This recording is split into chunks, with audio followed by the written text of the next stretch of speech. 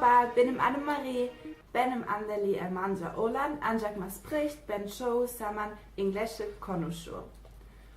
Okulda ve benim Erasmus, kaldayım isirancinda Türkçe öğrendi. Ciao e buongiorno a tutti, il mio nome è Nina. La mia lingua materna è tedesco, tuttavia per il tempo che passo a Maastricht parlo in inglese la maggior parte del tempo. Ho imparato l'italiano a scuola e poi durante il mio soggiorno Erasmus a Roma.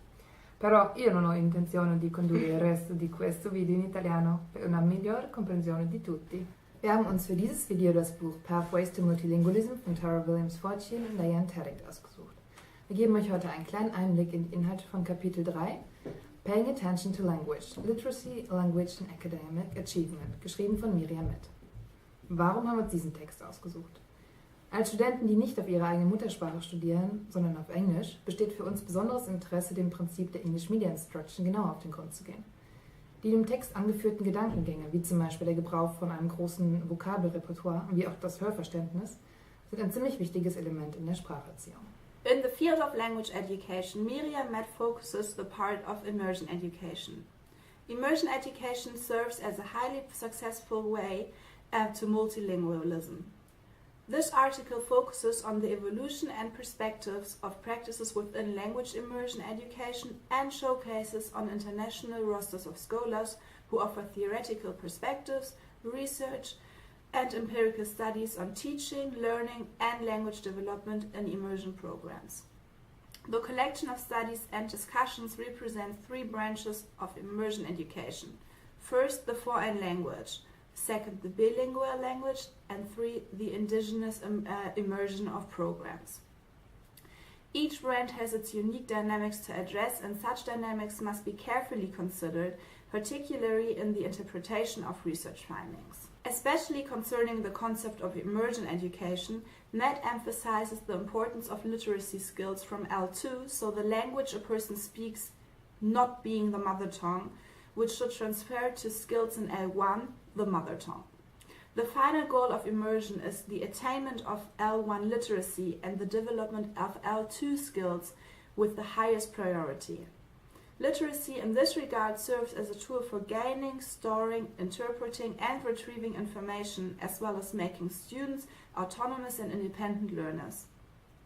We can now use this principle and apply it to the principle of PBL used in Maastricht. As we can see, within the interaction of the tutor groups, we use this knowledge and build our vocabulary due to the interaction in the tutorial. Hallo Fanny! Also heute wollen wir dir nochmal spezifische Fragen stellen, um den Text von Myriam Met weiter zu erörtern.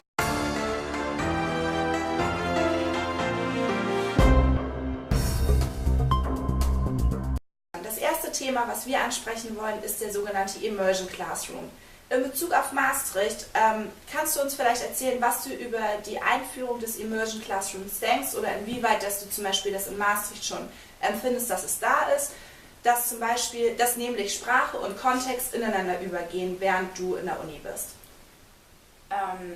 Well, I guess since I've studied for almost 3 years now in Maastricht and we always apply the PBL system in our tutorials, I guess it kind of really helped us to improve, to learn new vocabulary, also seeing the fact that we're not just one nationality in this classroom, but we're from different countries, even though our tutors are not all native English speakers. I guess that really helped me and also all my fellow students to improve the English. Also würdest du sagen, seit du in Maastricht bist, hat sich dein Vokabular auf jeden Fall deutlich vergrößert, nicht nur akademisch, sondern auch im umgangssprachlichen Bereich? Yeah, definitely. Gut, das ist genau die These, die wir auch stellen und die auch auf Myriam Met zutrifft. Let's talk about academics versus day-to-day language.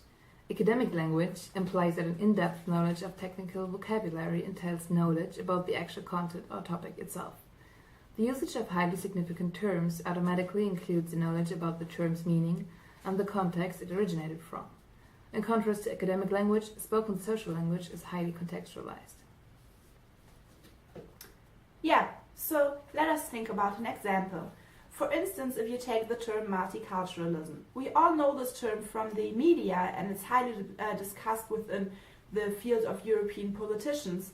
But do we actually know what it means? Yes, we as European Studies students, we know now. So we have the knowledge about the term, thus the vocabulary knowledge.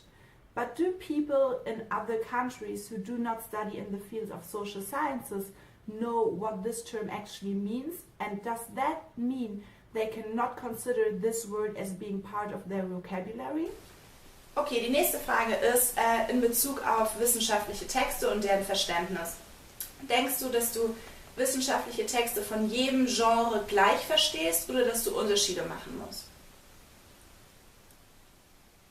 I guess seeing the fact that in our study program we learned so many subjects from different disciplines, we also got the chance to read different academic papers.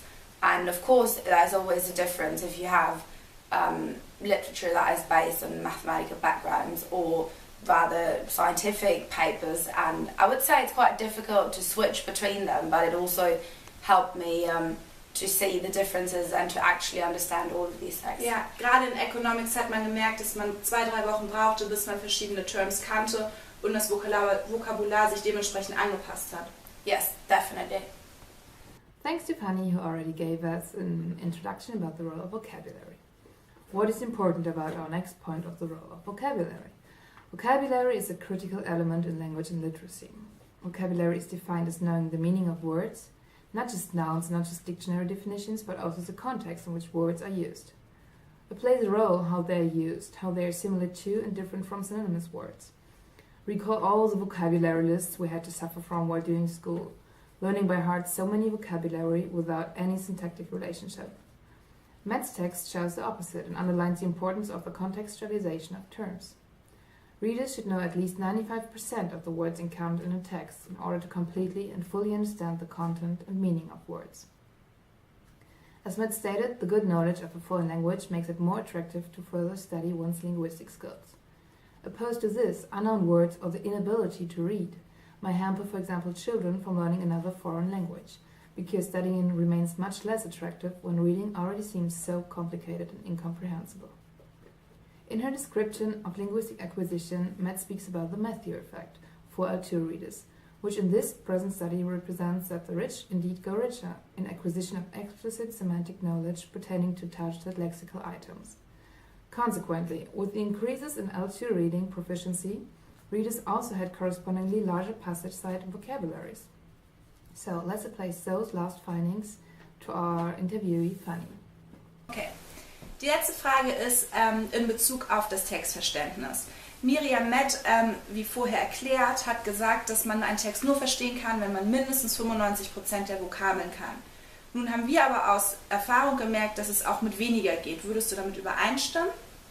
Well, I guess it's quite hard to say. Of course, if I get a text which is pretty specific, I might not be able to understand it if I only understand 50% of the vocabulary.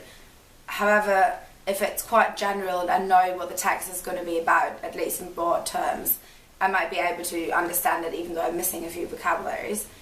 And then, as we said before, the PBL system we apply at the university quite helps that, because if I don't understand a few words, the interaction which comes with the PBL helps me to understand even more, because other people might explain it to me. We talk about it in different sentences, and that's what you said, this classroom, The immersion classroom. I think that is quite comparable to that. Yeah, that's nice to see. Action. Let's sum up the key points of the article of Myriam Met. We've got literacy as a main point and maybe cornerstone on our way for language proficiency as well as academic success.